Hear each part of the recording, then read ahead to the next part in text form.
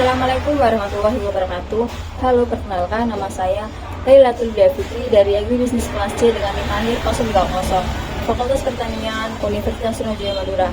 Di video kali ini saya akan membahas mini riset tentang analisis kelayakan usaha tani komoditas jagung Desa Jagong, Pekalongan, Jawa Tengah. Yang pertama yaitu pendahuluan. Jagung merupakan komoditas strategis di Indonesia dengan permintaan yang terus meningkat.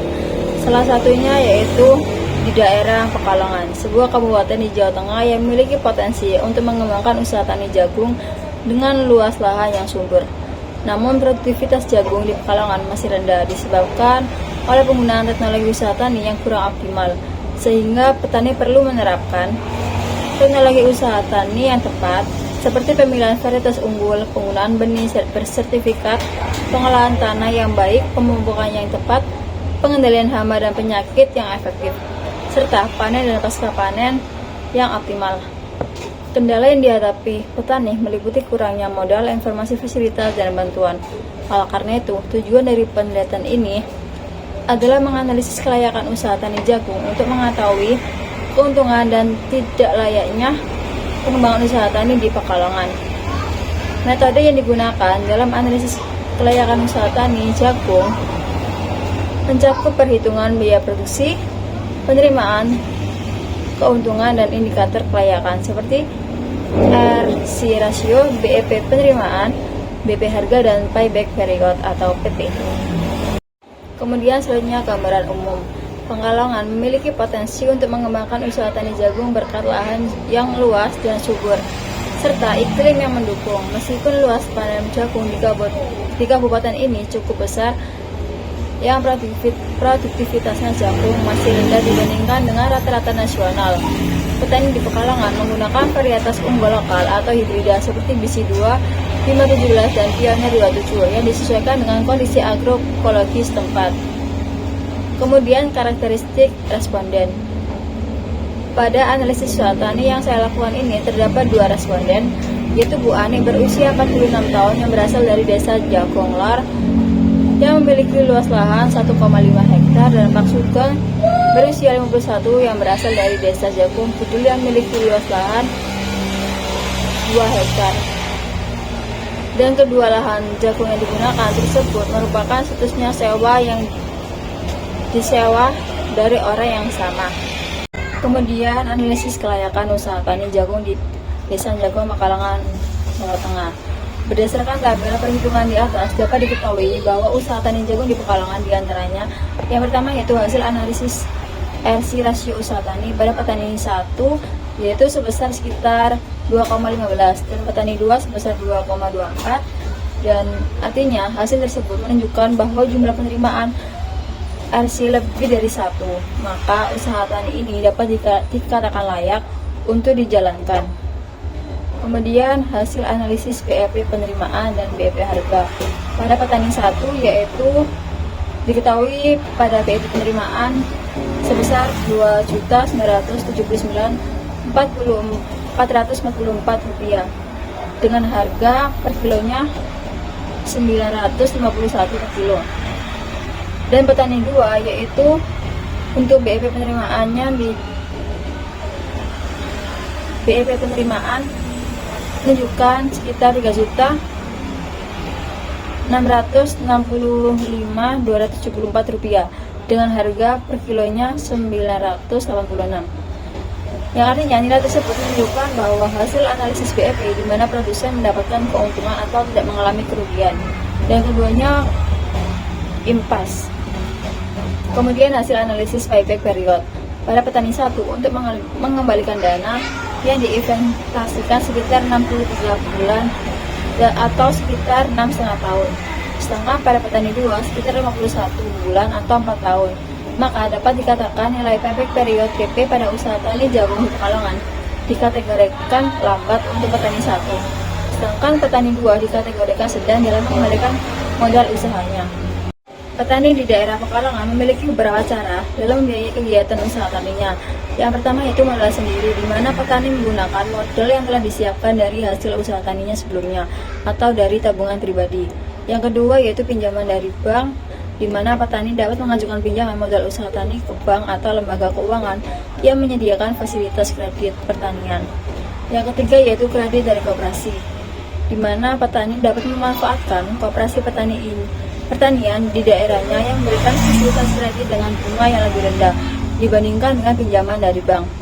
Dan yang terakhir yaitu bantuan pemerintah, di mana petani dapat mengajukan bantuan atau subsidi dari pemerintah yang ditujukan untuk sektor pertanian, seperti program pembiayaan usaha tani atau program bantuan benih, pupuk, atau pestisida. Kemudian pada analisis usaha tani petani 1 dalam membiayai usaha taninya yaitu menggunakan kredit dari koperasi.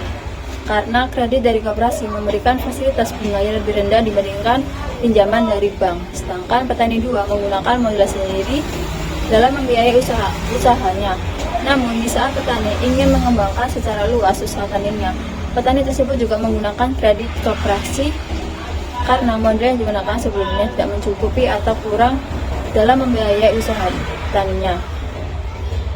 Kemudian dalam membiayai usaha taninya, Jagung di Pekalongan juga sering menghadapi kendala dalam membiayai kegiatan usaha taninya, seperti kurangnya pengetahuan dan keterampilan mengelola keuangan usaha tani secara profesional dan transparan. Kemudian rendahnya pendidikan dan kapasitas petani dalam membuat proposal usaha yang memenuhi syarat dan mendapatkan pinjaman. Selain itu juga ada tingginya bunga dan persyaratan jaminan yang dibebankan oleh lembaga keuangan formal. Lalu kurangnya dukungan dan fasilitas dari pemerintah atau swasta dalam memberdayakan petani secara keberlanjutan.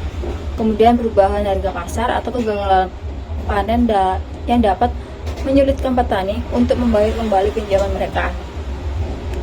Untuk strategi yang saya tawarkan ada 2. Yang pertama yaitu PLEK atau pelatihan literasi dan edukasi keuangan, di mana PLEK itu sebuah kegiatan bagian dari penguatan kapasitas SDM yang diadakan oleh Internet Participatory Development and Management of Irrigation Project atau IPDM-IIP dengan Kementerian Pertanian Republik Indonesia yang dibimbing oleh para penyuluh yang telah mengikuti PLEK di BPPP Binuang secara online atau learning, yang mengacu pada materi pengelolaan keuangan rumah tangga, pengelolaan keuangan usaha tani, dan pengetahuan tentang produk dan layanan jasa keuangan.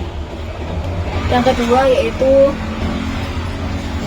dengan mengikuti pemberdayaan masyarakat, di mana kegiatan tersebut untuk meningkatkan kemampuan dan kapasitas masyarakat dalam memanfaatkan sumber daya yang dimiliki, baik sumber daya manusia maupun sumber daya alam yang tersedia di lingkungannya agar dapat meningkatkan kesejahteraan petani. Dengan strategi pemberdayaan yang dilakukan penggunaan pendekatan kelompok dapat meningkatkan pengetahuan tentang pengelolaan risiko, permodalan, dan pemasaran. Selain itu juga dapat meningkatkan sikap yang positif terhadap inovasi dan keberlanjutan usaha tani yang dijalankan serta tingkat keterampilan yang lain dalam berusaha tani. Selanjutnya yaitu risiko yang dihadapi dalam kegiatan usaha tani jagung ada 3 diantaranya. Yang pertama risiko produksi yang berasal dari serangan hama, penyakit, banjir, musim, benih yang tidak kuat, kurangnya benih subsidi, degradasi lahan, dan ketersediaan tenaga kerja.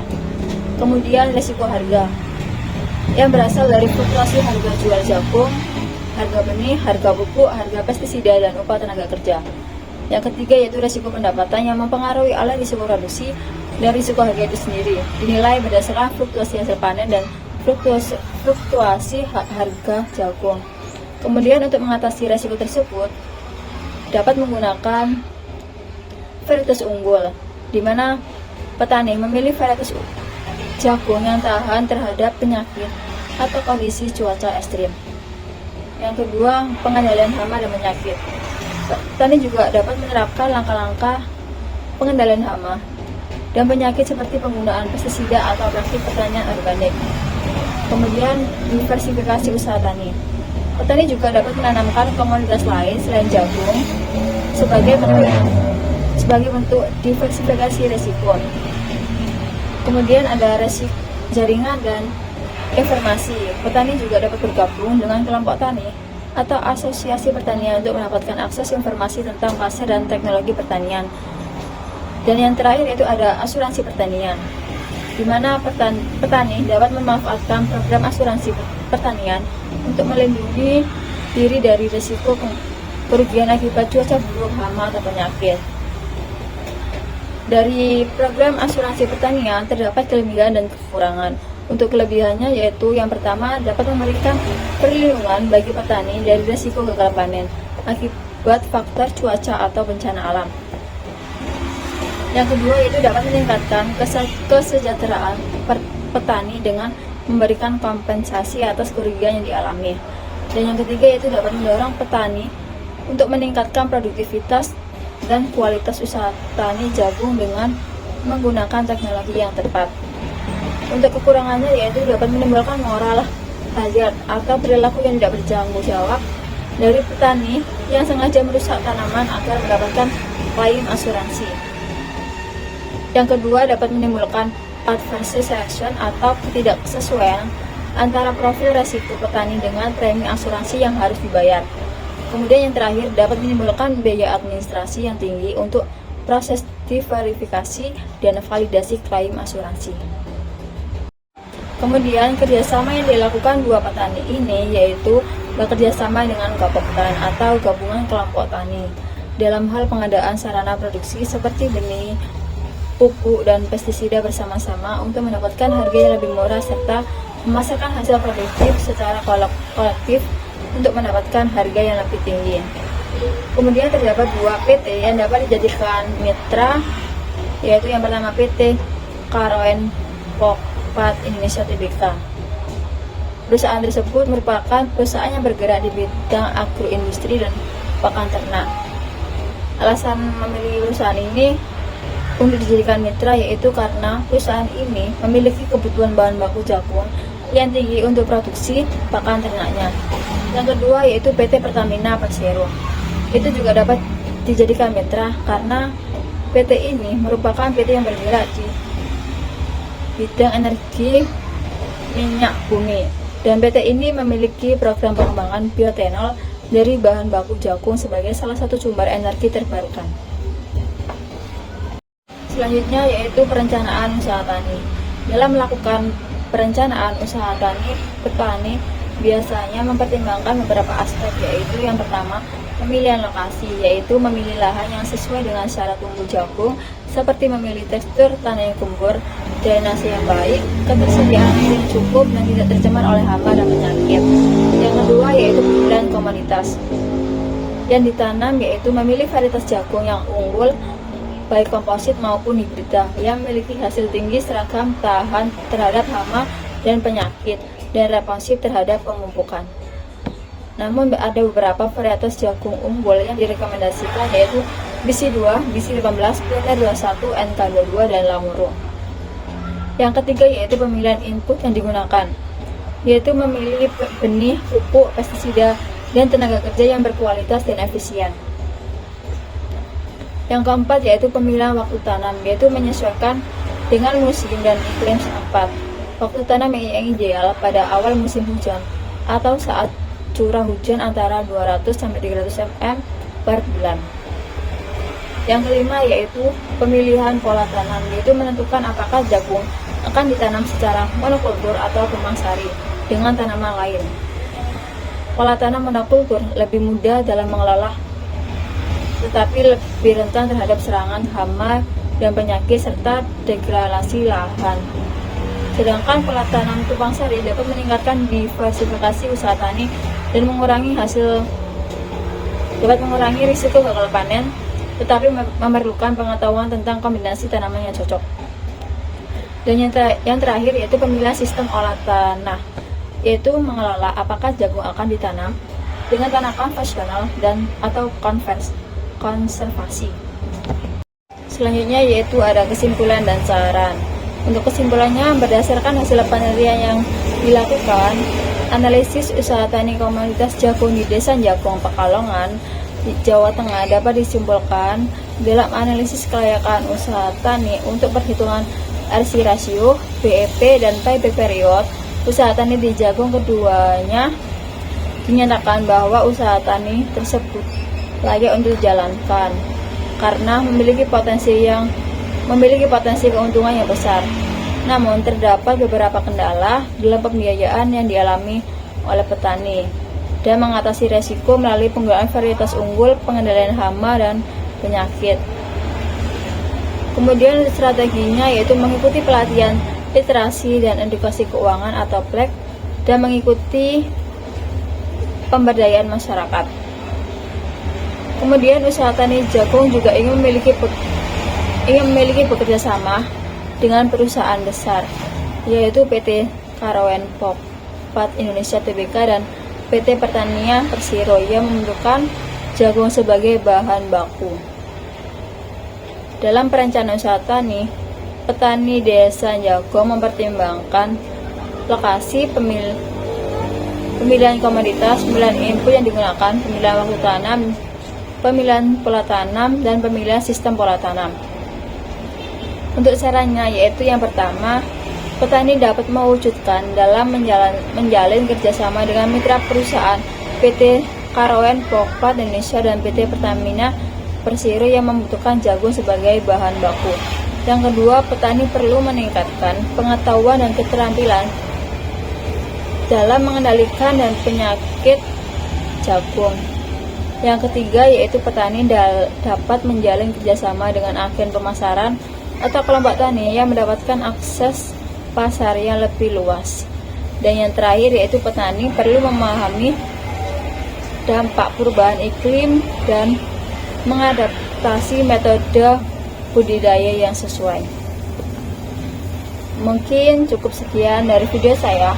Kurang lebihnya mohon maaf atas kesalahan kata atau yang lain. Kurang lebihnya mohon maaf. Wassalamualaikum warahmatullahi wabarakatuh.